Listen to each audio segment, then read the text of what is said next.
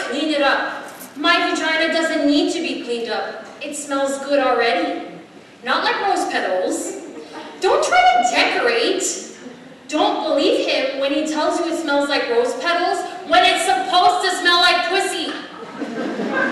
That's what they're doing. Trying to clean it up, make it smell like a bathroom spray or a garden. All those douche sprays, floral, berry, rain. I don't want my pussy to smell like rain. All cleaned up like washing a fish after you've cooked it. I want to taste the fish. That's why I ordered it. Then there's those exams. There's gotta be a better way to do those exams.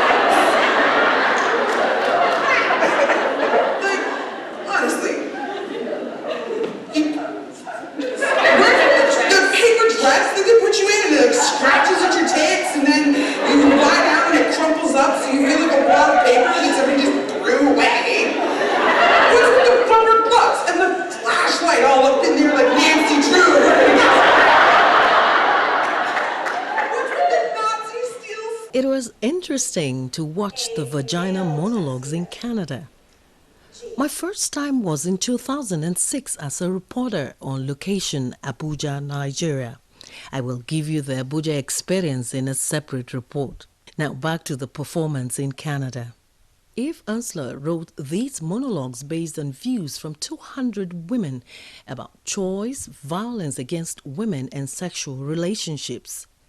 The cast put up a production that got the audience laughing throughout the show. The Irish Catholic man. Forgive me. The mountaintop man. Yeah. The baby moan. Googie, goo. The doggy moan.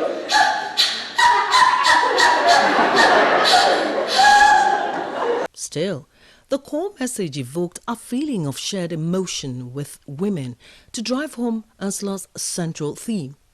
I was there when the doctor reached in with Alice in Wonderland spoons, and there as her vagina became a wide, operatic mouth, singing with all its strength.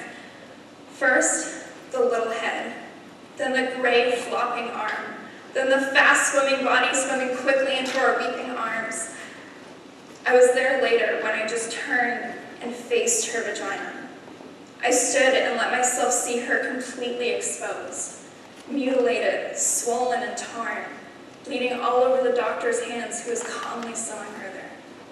I stood and her vagina suddenly became a wide, red, pulsing heart.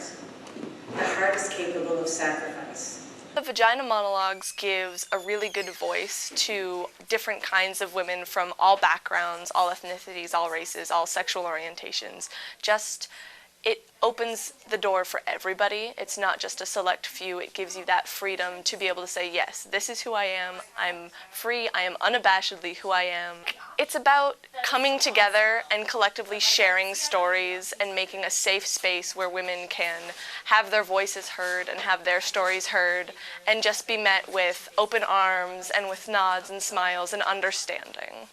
I would want the people who saw the show tonight to kind of reflect and think about the women in their lives and their stories, and maybe some of the stories that were said on stage today, maybe you can relate to them and maybe you can't, but just knowing that those are real women's stories, and it's so easy to disconnect when it's on stage, but what we're talking about, they're real things that people deal with. I trained as a medical doctor in India, and then I did my master's in public health, and it was in mother and child health.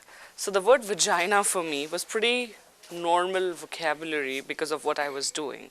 But all the people I serviced, they couldn't talk about their issues. Like simple thing like how to conceive a baby, they would be like, can you tell my husband how to do that thing? And then he will do it.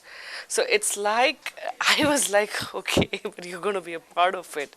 And even for women just to use the word vagina, it's so embarrassing, as if it's a very dirty word. It's not a dirty word. It's a part of your body, like your stomach, your eyes, your hair. It's vagina. So when I see this issues of women not being resolved or not having a space to talk, first starts with accepting and saying that I have a vagina and it's cool to have it and it's okay to talk about it.